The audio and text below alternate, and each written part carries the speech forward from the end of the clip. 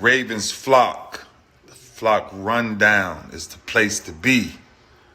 My man Ryan has been a lifelong Ravens fan since he was born. So I'm telling you now, it's about to go down.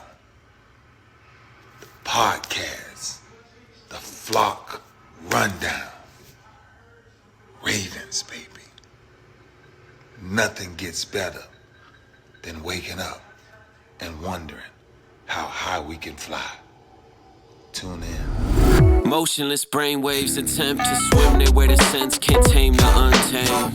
Appreciate you, Ray. What's up, Ravens fans? My name is Ryan, and welcome back to another episode of the Flock Rundown. So free agency is quickly approaching. We got the draft a little bit after that, and I want to come on here and talk about who the Ravens should sign, and we'll focus on running backs today. There's a few positions of need. Last video, I was talking a lot about rebuilding that offensive line, but I just want to touch on running backs solely in this video and go over the free agency options, go over the in-house options, go over who we may re-sign or let walk, and then also potentially some draft options at running back for the Ravens this year. I'll start with who's already on the roster. We got Justice Hill, Keaton Mitchell locked up for this upcoming season. Justice Hill had a breakout year last year. So did Keaton Mitchell, who was a rookie last year, but obviously had that bad knee injury. So hopefully he comes back and recovers and can get back to his full speed. I think that's the biggest concern, is this guy's weapon is his elusiveness and top speed.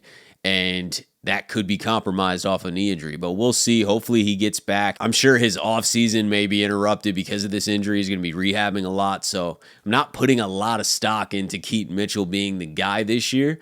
If he is amazing, that's great, but I think the Ravens need to approach this season with a more secure running back room. And Justice Hill can be one of those pieces. He is healthy. He had a great year last year. He's also that speed back, that change of pace guy, the home run hitter. He busted off many big runs last year. So having Justice Hill and Keaton Mitchell is a nice piece to the running back room, but is not going to be the answer.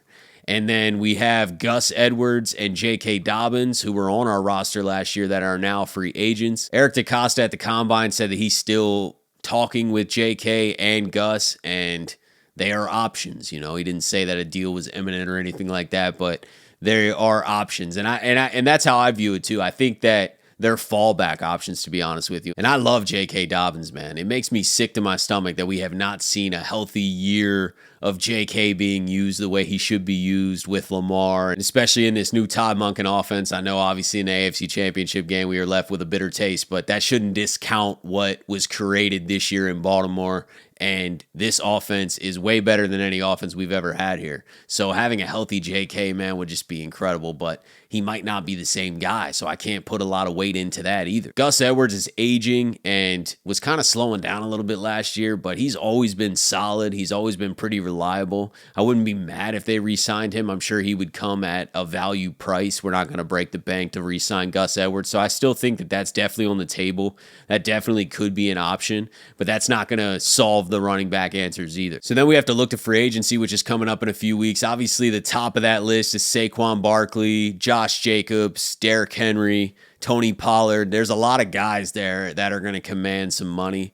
Josh Jacobs and Saquon Barkley probably leading that pack, maybe closely followed by Tony Pollard. He didn't have as good of a year last year. And then I think Derrick Henry, because of his age, will come down lower than those guys. And as fun as it would be fun to have Saquon Barkley or Josh Jacobs in the backfield with Lamar, especially Saquon, man. If Saquon was healthy and played in this offense with Lamar Jackson, that would be electric. That would be something to watch. I think that would be one of the most fun teams to watch in the entire league. But that comes with the price tag and the risk of injury. Saquon has not had a good history of staying healthy and commanding a top dollar price tag for a running back, which is probably the one position you could find value at the most, is unlikely, I'd say, for the Ravens to pull the trigger on that. I think that they'll do their homework and kind of see how the market plays out. But I think they're really going to watch those deals fly off the board when free agency starts and then find that next tier back that gets some value. They did that a few years ago with Mark Ingram. I know he's not quite as big of a name as those guys, but they found value. You know, that year was the year everyone was like, get Le'Veon Bell, get Le'Veon Bell. He signs to the Jets for like $14 million. And we wait, and we sign Mark Ingram for like 6. And Mark Ingram ends up having an incredible season 2019. Mark Ingram was an incredible signing on the field, incredible signing in the locker room. And we got him for a value. So I think that's how the Ravens operate. We're tight against the cap. We need to sign Justin Madubuike, whether that be the franchise tag or an extension, hopefully an extension. But it sounds like regardless, he's staying on the Ravens. So that's going to be a big number off of our available cap. And we don't have a lot of cap room, so I don't see us going out there and splurging on the top free agent. I don't think we're going to be one of the top spenders. So that leaves us with Tony Pollard and Derrick Henry kind of in that next tier of free agent running backs. You could probably toss like an Austin Eckler into that conversation as well. I don't think they're going to command 12, 13 million a year like Saquon will.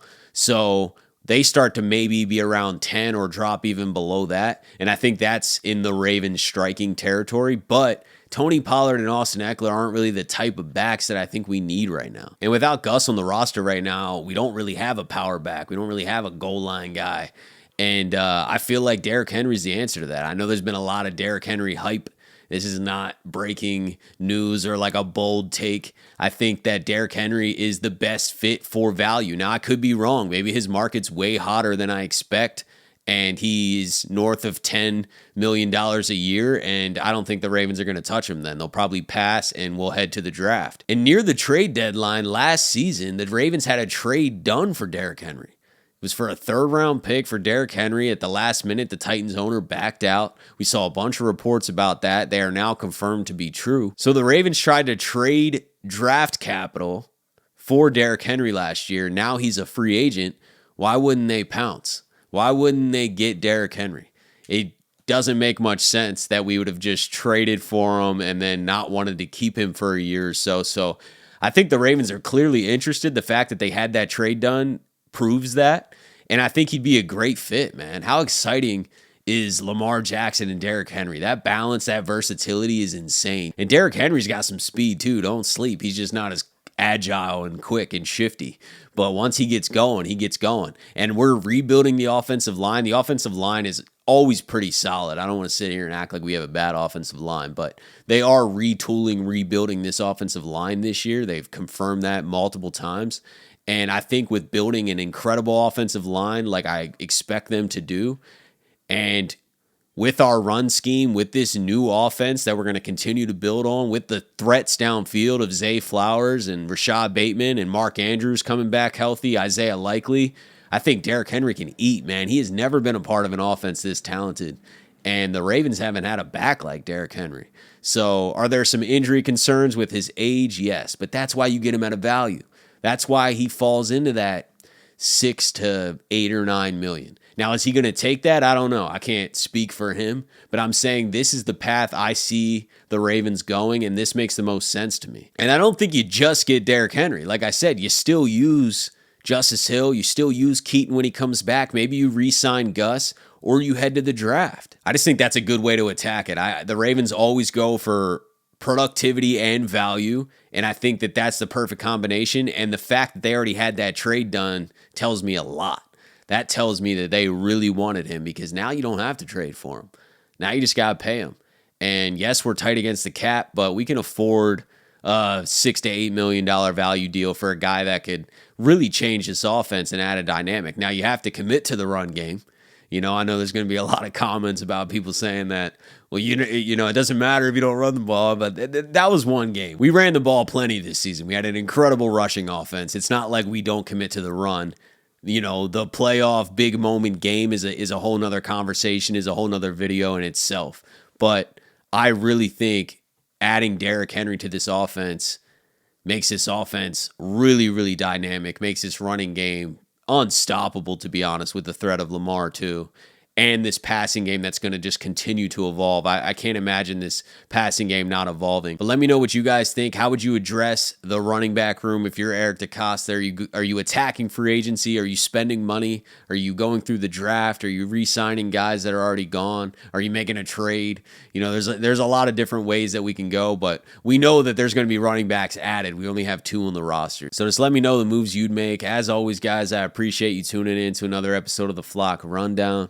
Have a beautiful rest of your day, and I'll talk to you guys next time. Motionless brainwaves attempt to swim there where the sense can't tame